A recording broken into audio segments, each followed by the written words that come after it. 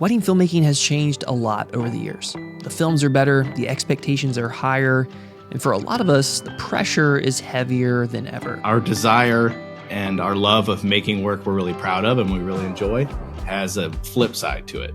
The flip side of that is you're going to be working a lot. Somewhere along the way, a lot of us became more than just wedding filmmakers. We became business owners, parents, providers, and no one really tells you how to balance all of those things all by yourself. But now, my wife and I, we have 2 kids, and the process from starting to here, a lot has changed. So in this conversation, we talk honestly about the mental toll of trying to do everything by yourself. When we care so much and all of this stuff added all up, it can be a dangerous combination. The anxiety, the burnout, the frustration is gonna take its toll, and it's not the most sustainable thing. So if you're trying to balance parenthood, creativity, and running a wedding film business by yourself, this episode is for you.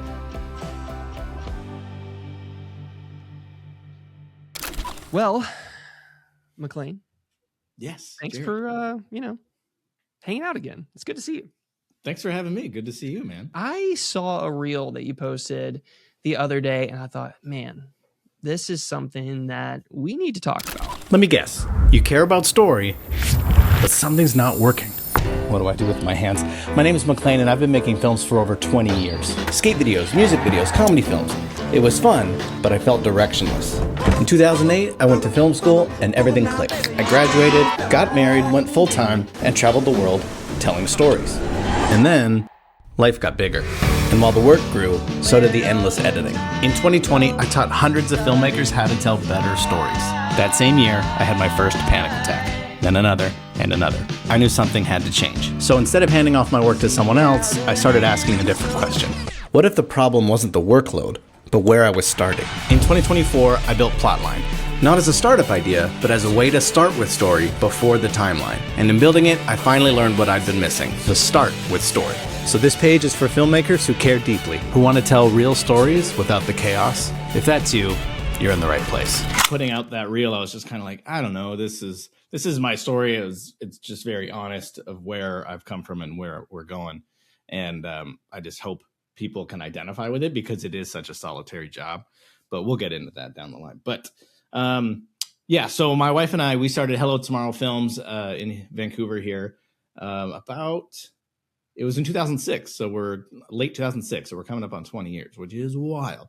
And we've been doing it full time for 15 years. But so got going. Business was good. Like you said, kind of rode all these waves of what this market is like from it. Back in 2006, it was really early stages. Like DSLRs were not a thing yet for video. I was rocking a hard drive on my hip with a Firewire cable up to my camera. It was great times. We saw all these shifts in the market, but we wrote it out and we really started loving what we were doing, and the technology caught up to the ideas. Long story short, we've been doing this a while and are in love with it. However, our desire and our love of making work we're really proud of and we really enjoy has a flip side to it. Like I'm really happy that, we're not big on outsourcing ourselves. We don't have associate shooters. We're a boutique duo doing our thing here. And while that's nice to be able to always be proud of the work we put out, the flip side of that is you're going to be working a lot. And that's fine when you're 20 and you are, your schedule doesn't matter and you can survive off no sleep. You don't have kids, all that stuff.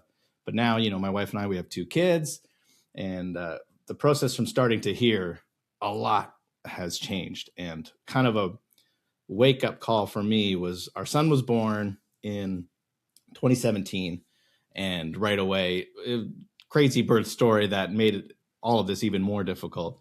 But then probably a year and a half or so into being a parent and still trying to work full time, it was just a brutal panic attack hit me. Thought I was dying, went to the hospital. It was the worst. Before that, most people would say like, oh, Mac, he's Mr. Fun, Love, and Easygoing. And I still like to think that I am. However, I also realized through this process, I am like holding a lot in. And a great deal of that comes with the schedule of our work and how isolating it can be if you're doing a lot of weddings.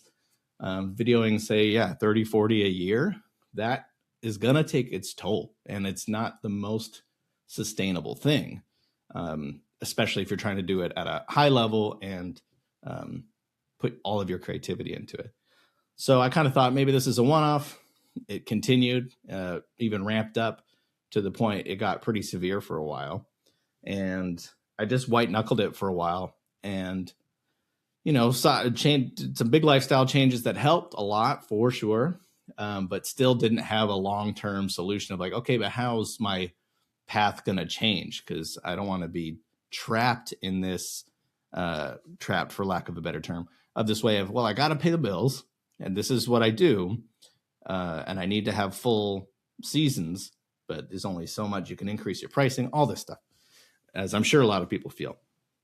So combined with that, I was like, well, how can I do something different other than outsourcing? What if I had an assistant editor? That'd be really cool. I'd love to sit down and have all my clips laid out, everything organized and ready to go for me. So I can just, instead of starting with a chunk of clay this big of raw stuff, I can start with something this big and go from there. And I asked my wife, she said, hard no. I was like, cool. Love that. Thank you. She was not into it. Didn't want to touch a computer. So I was back to square one. And anyway, started thinking about, well, there's some ways with current technology. And over the course of a year, figured out it was possible to kind of have a semi-automated system that would do this for me. So I could sit down and get to the flow state of editing creatively faster instead of spending, a whole bunch of time staring at the blank page of an edit. I could sit down and have a jumping off point. And that turned into Plotline. And then once, for those that don't know, Plotline.pro is a site I have, and it's a service that allows you to distill and curate all of your A-roll from your wedding, documentary, commercial work, and distill and curate it down to the best story-driven moments according to your taste. And so you can go from, say, 2.5 hour file down to, okay, here's the 10 best minutes to start from, sync it up with your original footage. Plotline handles that, and you're off to the races. So once I was like, oh, this is helping me a ton, I wonder if others would like it. And therefore, maybe that can kind of be the middleman between full-on outsourcing and still retaining control. So that's kind of the root of why Plotline started. And that was about, I think, mainly what that reel was touching on. Just, I want to be able to see my kids grow up. I want to be there the odd weekend through the summer. I don't want to be editing to midnight every day, and not to mention destroying my mental health and likely physical health, but also likely the quality of work. When you're doing that, you can't guarantee perfection every time. So that's the long-winded answer for you. Yeah, and it's so relatable because I remember 2017 was when my business, I guess, started. I started filming weddings in 2013 and just filmed randomly for the last 4 years leading up to when I decided, all right, I'm going to make this thing official. I'm going to start a business. And yeah, that first full-time year, how old was I? It was 2017. I'm not good at math. Let's see. I was 25. I was 25. Okay. And of course, when you're single, you don't have kids, and you're just starting a business. It's like there's a lot of just excitement and just youthful energy that goes into all of these things. And so I was just hitting the ground running, and I was like, this is awesome. I'm getting paid to film stuff. I'm getting paid to make some creative work. This is awesome. Until the end of 2017, when I had filmed over 45 weddings, I had filmed and edited every single one by myself. And I was practically broke because I didn't have a proper structure and payments. I was just not charging what I needed to and all that jazz. And so I was not fluent in the business side of things. I was the artist. I was in the artist trap versus the business, understanding more of the business side of it. I feel that. And yeah, it's wild to think about from 2017 to now, because it's I know back then I had so much just fire to just like, I was like, I'm just going to like stay up. I can hang till 2 a.m., no big deal. Yeah. To now where it's like, I can't make it past 5 p.m. some days, where I'm like, I need another cup of coffee if I'm going to make it through the night. And there is just this transition that no one prepares you for. How could anybody really prepare you for it? Because I feel like this is still a relatively new industry for a lot of people. Totally. And just, I mean, running a business in general is hard, but it's just like the transition from single life to dad to also being like the dadpreneur.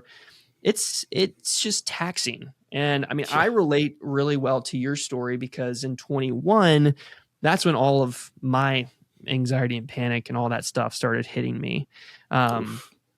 Because it was, Savannah just told me she was pregnant at the time. And I guess just it didn't hit me until like a couple months into things where I'm like, oh crap, I'm going to be a dad. I'm going to be the provider. I'm going to be the sole like person that people lean on to make sure that they're safe, they're fed, they're protected, all the things that just, I don't know. I wasn't fully prepared for it just yet. And so it's like my symptoms was anxiety, panic attack. I had like lower back pain. Oof. I literally thought I was dying. I thought something was wrong with me. I had 2 MRIs done. Like this is getting real vulnerable because I was like, dude, something's wrong with me. Like, I think literally something's just like, I have a loose wire or like I have a disease. I don't know what's going on inside my body. And, obviously come to find out it was all like psychological. It was like emotion driven, which is wild that like so wild that your emotions can cause all of these things. Yeah. And it took some time, but that first year of just going through all of that, I came out on the other side of it. I'm doing okay. All right. We're here. We made it. Here. We're getting through. We're still running the business. We're still getting stuff done. But it is like, it's hard. Like I get the question all the time. It's like, hey, are you going to do an episode about like how to be a business owner and how to be a dad? It's like, yeah, I think we should do an episode on that because it's a great topic. It's like, how do you do all the things? And my son just walked in the door butt naked. Hey, what a perfect, what are you doing? Perfect real life moment. Real life moment here, talking about dads, talking about running a business. And here we go. We got the little guy butt naked, just like, go get mama. That's so sweet. Little dude. I feel that. Hey man, that's what I want to be doing. I just want to walk around my house naked. That sounds fun. I know. I mean, that's the life, right? He's got it made. You're locking that. Okay. For anyone listening on the podcast, this was literally, you can't script this kind of moment right here. Like this is real life. This is how it works. You're 1 minute you're working, the next your kids are running in your office, and it's the best. It really is. It really is. It sounds so like backwards from what we're saying, like panic attacks, all this stuff, and then we're like, it's the best. It is. But my panic attack was from the uncertainty, right? I think a lot of the anxiety comes from that uncertainty. It's like things that you don't know or can't control. And it's just once you let go of all that, it's like, okay, I feel a lot better. But no, I think it's like you can be this guru, have all these systems, but at the end of the day, it's like you're going to be editing for 1 hour. You're going to be playing with your kid the next, or at least that's my experience. Yeah, 100%. You're going to have the kids bursting in the room. And also from their perspective, you don't want them to grow up like, yes, it's wonderful that, most of us are working out of our homes. It's wonderful that they, I'm not at an office till 6 every day. They're coming in, get to say hello for a while. But I don't want them to grow up being like, every time I go in the office, dad's going, shush, shush, shush. I'm trying to do this thing all day, every day. So I feel everything you're saying. And the fact that our minds can they're so powerful. And if we're not careful, like with this solitary work, this stressful schedule, the amount of disappointment we're trying to avoid, and we want to impress our couples. We want to make sure they are well served and happy and everything's good. And while putting out work we care about and put our all into, I mean, it'd be one thing if we didn't care so much about what we do. I don't think Right. people would have mental health issues to the degree that I think is out there, if that were the case. But when we care so much and all of this stuff added all up, it can be a dangerous combination. So I'm sure there are people out there doing it way better than you and I are. Right. For those that are in a similar boat, Yeah. there is a bit of a something's got to give feeling in all of us. And I think that's a good feeling. It's a right feeling. It'll steer you in a good direction. Let me ask you something. How many times have you told yourself that you're going to pull an all-nighter to knock out this wedding film? And, it's okay because you convince yourself, like, hey, I love filmmaking. I love my couples. I want them to have the best. I want my films to be great. But somewhere along the way, the workload starts to steal the things that truly matter. Your family time, your health, your creativity. And that's where Uncut Gems comes in. Uncut Gems is a high-quality video editing service that I've been using for the last 3 years in my business, and honestly, it's transformed my life. And they get it. They understand pacing, they understand emotion, they understand what it takes to turn raw footage into some absolute gems. And the goal with outsourcing isn't to replace you, it's to support you, to help you get back to doing the things that only you can do. Filming, growing your business, being a present parent. And right now, Uncut Gems has graciously offered you guys 60% off on your first edit. So if you head over to uncutgems.com, use my code HTFW to grab that discount, try them out, and see if it can work wonders for you in your business. Oh, for sure. I mean, there's just things that you are going to have to sacrifice and let go of and be okay with at the end of the day. It's like, I tell Savannah all the time, it's like, hey,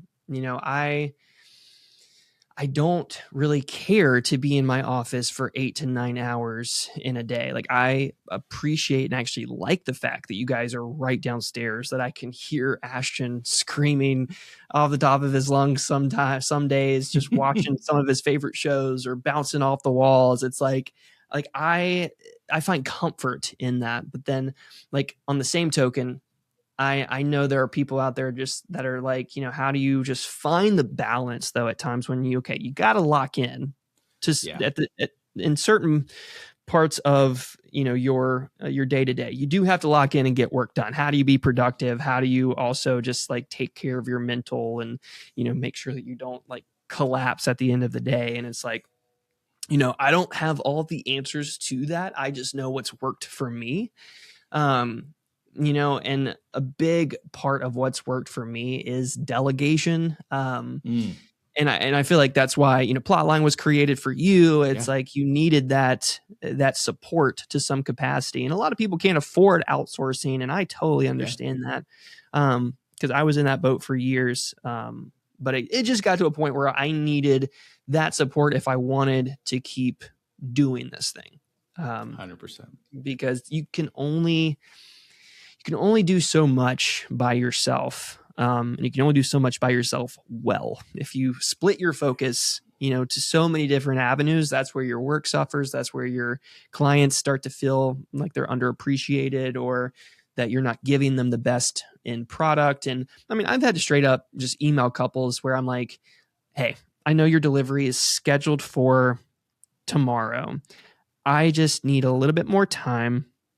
I apologize for the extension and whatever it is, as long as you're communicating, just being transparent. I think transparency is, the best policy. This is a very personal industry, in my opinion. It's like, when you're making wedding films, this is something they're going to have forever. So it's like, hey, don't rush it. Don't stress yourself out to the point of panic attacks and anxiety and like where you start to overeating, which has been my experience. And sometimes where I'm like, I'm just snacking. I'm like, oh gosh, I don't know. I got to get this thing done. I'm like shoving my face and I'm like not getting sunlight in my face, or I'm not drinking enough water or taking care of myself, exercising. It's like, you have to know your limits. You have to set boundaries. You have to just be aware of what you're capable of and just be realistic with it. I mean, that's something that took me a while. It's like, I don't want to accept the fact that I can't do what I used to be able to do in my 20s, now that I'm 30, going on 34. So, damn. Says the almost 38-year-old. Insert the Kevin Hart meme. I love that one. Yeah. That's so good. Oh, I know. It's like time has just flown. It's crazy. It's flown, dude. And it's like, I think my big takeaway going through it was like, I think it was something my dad said in offhand, but I was like leaving him or something, or I think he texted me. I was saying bye to him, and he said, "Hey, take care of yourself." And that was the first time that I was like, "Oh, that's a big part of this. I need to take care of myself better in every form." And for some reason, like I think it's like you were saying earlier, being fathers, being husbands, being support for your family, and the protector, and all those roles that we assume. Ourself kind of comes last. And I think to a degree, rightfully so. But the need to take care of yourself is something we overlook and is hugely important. And it's mentally, emotionally, spiritually, and physically. All of those are so big. And I'm preaching to like myself here. I need to still, it's always a battle. It's always a battle.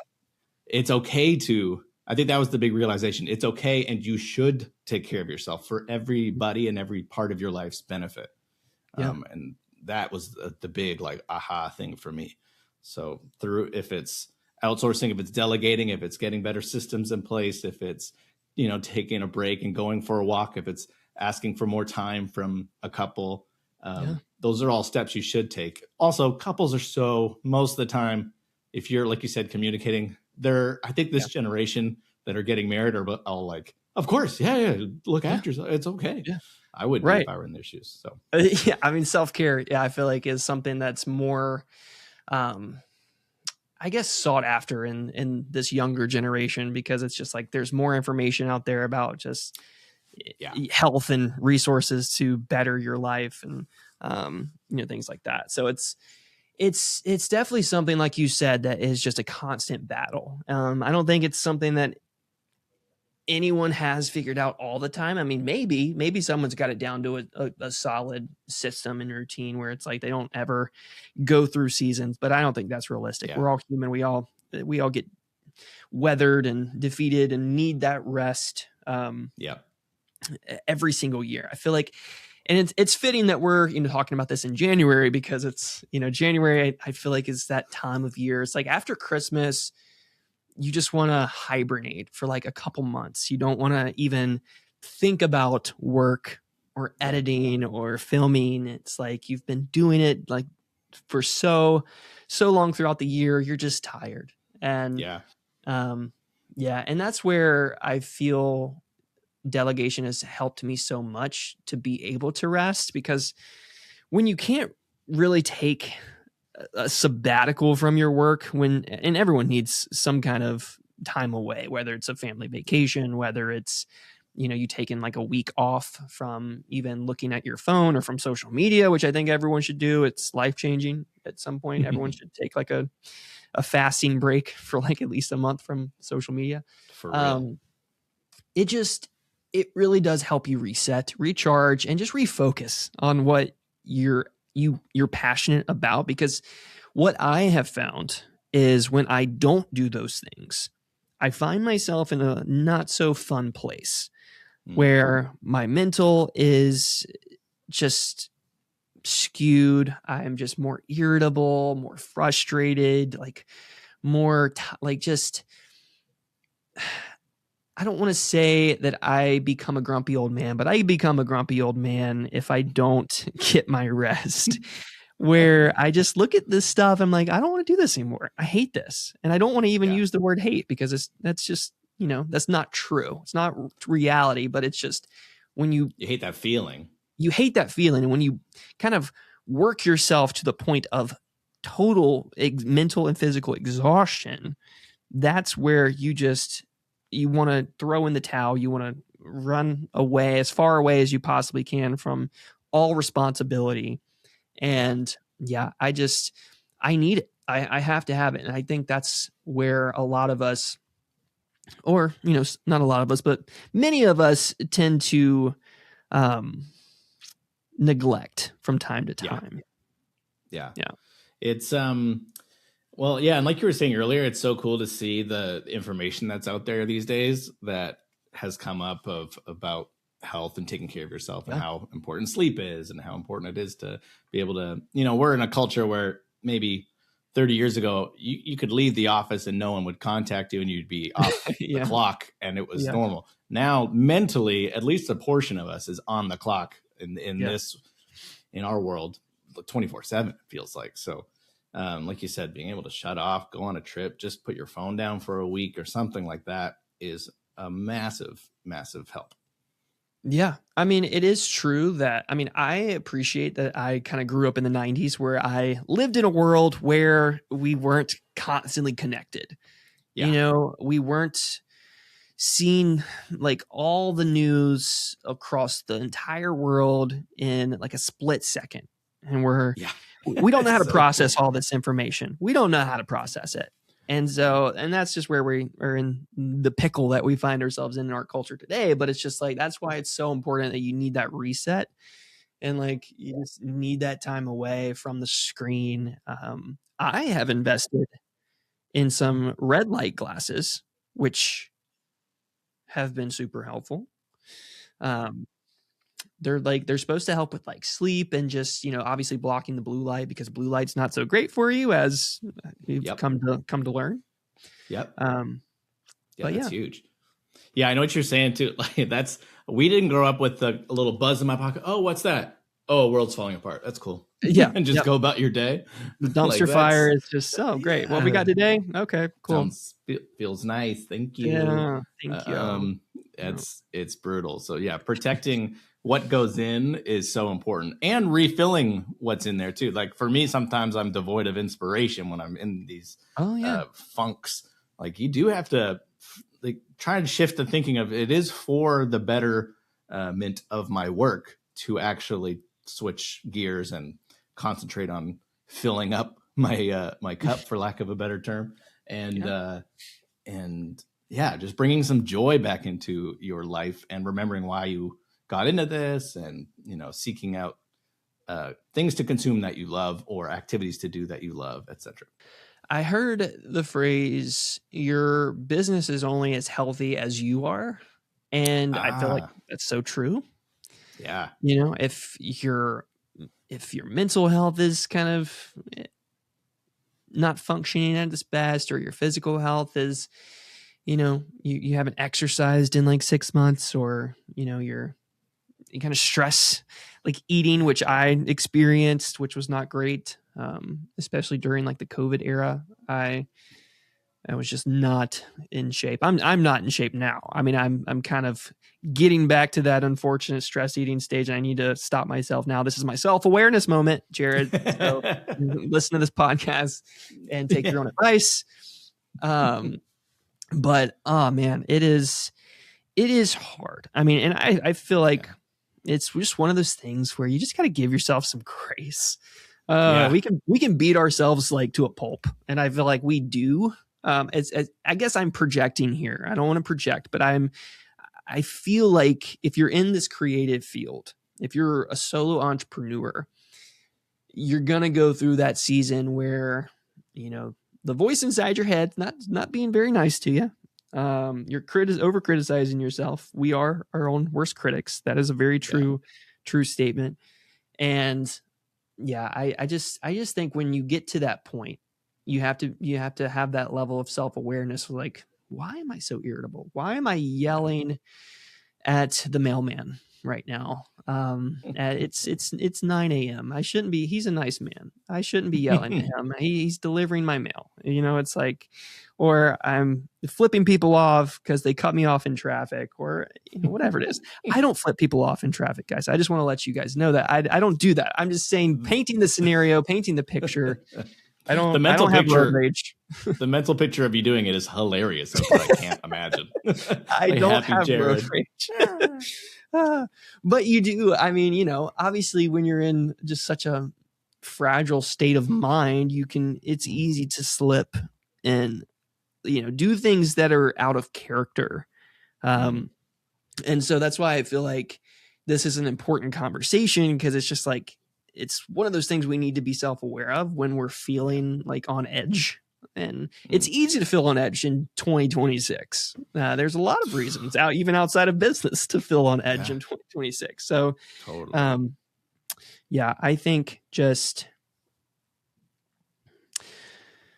I don't know, just whatever I just said, just take it and absorb it and write it down if it's helpful. Take care of yourself. Exactly. Hopefully this time of year, being that we're in, and, like we kind of touched on earlier, seasonal depression is a thing. If people hear this, you're not alone. It's whoever's pretending like online that they don't go through feelings like this, they are lying. And remember, we're all in a similar boat. Don't worry about hustle culture and all that stuff. Just look after yourself, look after your business. But don't forget that you yourself is part of your business. Like, it is the responsible thing to do for your personal life and, of course, your business. Yeah, no, absolutely. And I feel like when you have kids in the mix, it is helpful. Obviously, I couldn't do what I do without Savannah. So like, I'm a huge, in debt to all that she does as a stay-at-home mom. It's like she's crushing it. She is the reason that I'm able to be on this podcast right now. She's the reason that I'm like able to do what I do. So I feel like we need to give a shout out to all the stay-at-home moms out there, because y'all crush it. Y'all do things that crush it. I don't know that I could do your job. 1,000%. Like, if the odd time, like, I have a doctor's appointment, can you watch the kid for an hour? Of course I can. I do it. I'm like, when are you coming home? Are you almost back? Oh, that's so funny. True. Like, literally when somebody's like, hey, I need to take a shower, I'm like, oh, cool. Yeah, go do your thing. Gotcha. And I'm like, 30 minutes have passed. I'm like, oh my gosh. Texting her, do you have your phone in the shower? Are you almost done? Are you done yet? Like, is this so true? It's like, oh, they have such a way with just managing the chaos better than I can. I don't know. Like, I get, because my like instinct as like I guess I'm a first time dad over here. So like, it's the experience with Ashton it's been an interesting one. I feel like I'm trying not to be the overprotective parent. I'm trying to not let my anxiety become his insecurity. I'm trying to just like be cool, calm, and collected. But when that kid just like starts jumping on a bed that's got a 10 feet drop, and I'm like, oh, okay, let's go in the living room and jump on the trampoline or something. Or 10 like feet? How high is your bed? Well, I'm being over dramatic. It's not that high. Went literal. I was like, "Well, that's a tall bunk bed." We were at Disney. It was higher than our bed at home, and he was like jumping. Gotcha. I'm just like, don't do that. And so she's a lot better than I am with that. I've gotten better. I've gotten better, I will say. But yeah, just shout out to stay-at-home moms. You guys rock. Moms. Oh my gosh, yeah.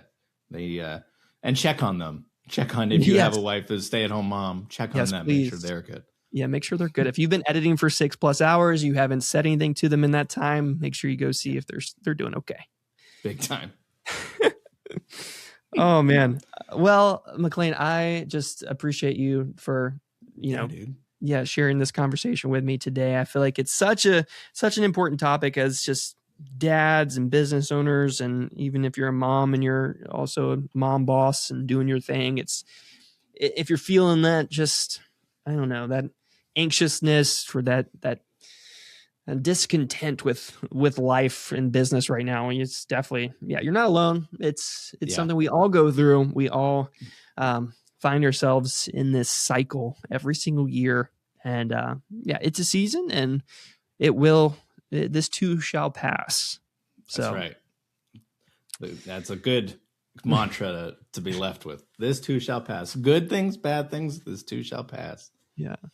And for anyone who hasn't checked out Plotline yet, because I personally, I use it every single edit now. It's become part of my process. I just don't think I can really function without it now, which is unreal.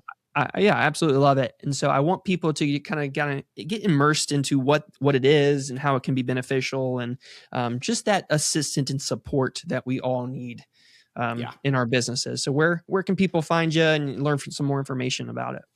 Well, check out the website, plotline.pro. There's a free trial there.